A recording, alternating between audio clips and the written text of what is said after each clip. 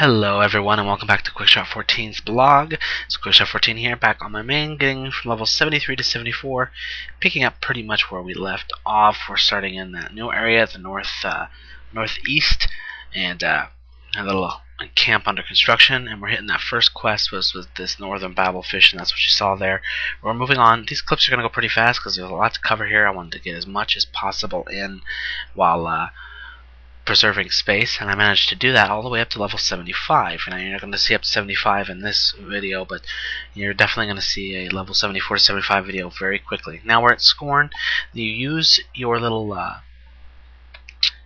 trinket that you got to summon this guy, and he'll become a companion, and he's going to help you out. Now he can't die, which is wonderful, and he's going to give you a little extra DPS. This is where you're going to get all your quests for Scorn in, and so you might as well grab them all and go ahead and do them all while you got him. If you leave Scorn, he'll disappear, and you'll have to recall him. So you still have the trinket. You should always have, always have the trinket. So keep that in mind. So the first thing you could see me doing, just looking around here with the spyglass, which is kind of cute. And now we're going to go ahead and go through these fairly quickly. I'm trying to figure out where I need to go, and I'm trying to see if I can hit the towers from here, and I can't. You have to be pretty close to the towers. So we're going to go ahead and come down here and start killing our first people here. This is not a horribly hard quest. You can get ads pretty easily, and of course things respawn fairly decently. So you might want to be kept aware of that.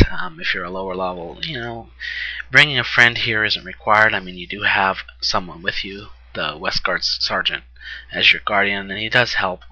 And basically what you do is, you can see there, you just kill them, target their corpse, and then you machete them to get that quest taken care of. See, I got a little too close to the tower there, and just hit the tower from here, and boom, very easy. There's like 4 towers like that, so you're gonna have to go around doing all those, and that's not hard. So that's all those. Somewhere in the brink of all this, you will find yourself a little item, as you can see here, and I have it. You're going to find it, loot it, and you're going to use it to start a new quest. And you're going to come up here to this bonfire and use that item to start this quest, and it spawns this guy, and you get to kill him. Nothing of real note about this guy. He's not too hard.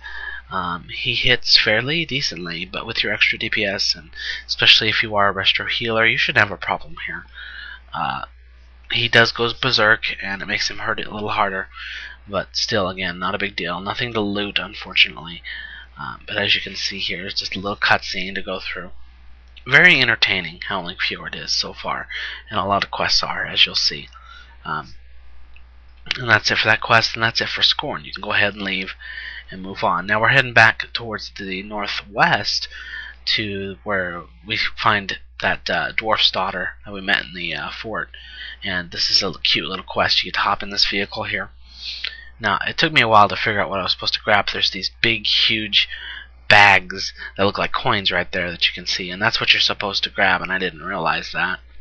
I accidentally grabbed one by accident to realize it, and then I also didn't realize where you're supposed to take it back up. I managed to finish the quest anyway near the end when I realized it. So you grab one of those bags, and you can see I'm heading back here, but in reality you're supposed to go just above that, and that's where you actually turn the item in. Very, very easy quest, not hard at all. See, it's right over there where that little arrow is pointing is where you're supposed to turn it in, and I didn't realize that. And you don't have to push nothing to turn it in. You just, get near it and it'll drop it off. Getting the last one here. Looking for it. There it is. Go ahead and grab that. And this is when I realized, oh, it goes up here. Okay. And you just drop it off there. And this becomes after you finish it, becomes a daily that you can do. Or actually, it's a different type of daily. Basically, you're sent to kill the guys flying around and stuff. You get to actually do some combat stuff, so that's really nice, and that's what that becomes. I did not do the daily. I haven't done the daily yet either, and I go ahead and skip that. I move on to the next quest, which is really easy. You go down to the shore to your far west, and this is where you're going to find this guy. And you're going to get quite a few quests here to do on the shore. Not very hard at all either. That's pretty much the norm here in Howling Fjord. These quests I think were a lot simpler for the most part than the Born Tundra. The only exception probably was those giant ones, but definitely a lot better. Excuse me. So he wants you to kill these guys and everything. And in the process of doing this, again, you'll find another pickup that you'll use to get another quest to turn into him. It's a strange device is what you're going to find, and you're going to turn that in, and this is going to have to do with those crystals that you probably saw there for a second. And basically what happens is you go up to the crystal, you use the item to bring the shield around the crystal down, and then you can just whack it and destroy it. You just got to do that 3 times, and that's it. And then you can go ahead and turn that in. Again, not hard at all. You can pretty much avoid those murlocs. You shouldn't have to worry about them unless you really want to kill them. I think we've killed enough murlocs in our time. I try to avoid them as much as possible now. It took me a little while to decide what I wanted to do here, but I did pick up that rune there, so I did pick up one little piece of new equipment, and that was the piece. I decided to go ahead and replace my other trinket that bubbles me for like 440 damage with this trinket, because it's at the point where that much bubbling doesn't do nothing. So that was a little item change. Now we go up towards just above that area, a little more north. You're going to find this web wooded area, and this is where you need to use those firecrackers. It took me a while to figure it out, but you basically need to get a little tree. You'll see them up there. You pop a firecracker on the ground, and they'll come down, drop their essences, and then attack you because they'll guard it. So you will have to kill them after they do that in order to pick it up. And you just got to do that a few times. Not a huge deal here. Nothing special about the spiders. Nothing real special about the bats either to really be concerned with. The bats do have a stacked thing they do like to do to you, but it shouldn't be a big deal. It wasn't a big deal for me. And that's pretty much that. Now we're moving on back to the village or fort under construction. We're trying to take care of that Yeti in the cave, and the first thing you have to do is go find a Frostform ram, which isn't far. Just go east along the mountainside by the camp, and you're going to find these guys here. And you need to kill one in order to get the meat there, and you're going to need up to 4 of them, so you're going to need quite a few of them. Once you have them all, go ahead and right-click on it, and it'll turn it into a Yeti mount. And then you can take that back to the cave, as you'll see here in just a second. Go ahead and just get near the Yeti, there's good. Use the item to drop it, and as you can see, he'll wake up, and then you can kill him. Very simple quest. Very important to note that if you are using Quest Guru like I am, and if you're not, you really should. It's a wonderful little program. The items to use for this quest will not show up on that. So, and I don't believe they'll show up on Autobar either. So it's a good thing to know. Once he's dead, loot him. Not much to get, and that's it. Next, we're taking care of your spiritual conflict or whatever. This is back in that mountain range again. You need to find a road, and that'll head all the way up there. I want to go all the way to the top, so just follow the road until you get to this little altar here. Then go ahead and use the altar.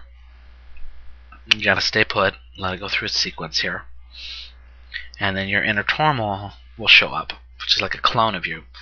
And this was really cool, but it was also kind of disappointing because all they do is just whack at you. They don't cast spells or nothing, which I thought it would have been really, really cool. So this is a very easy fight. Excuse me. All you gotta do is kill your inner turmoil, and then you're done. And then after she's dead, and you finish the quest, you do get a slow fall spell. So as you can see here, I started going back down, but I realized I had to come back up, and you could just jump off the mountain.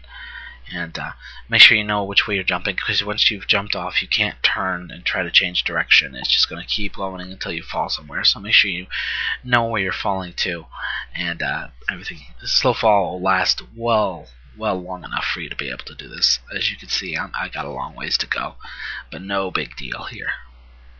It was actually kind of fun. So, excuse me again.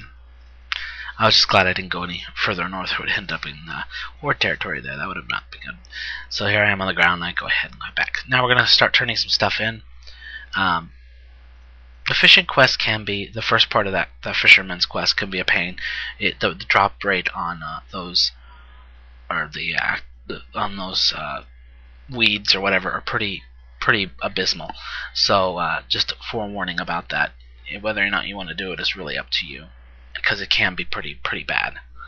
Well, that's all for this part, and we hope to see you in the next one as we continue on from 73 to 74. So make sure you stay tuned. Just little stuff here. We'll see you in the next part, guys.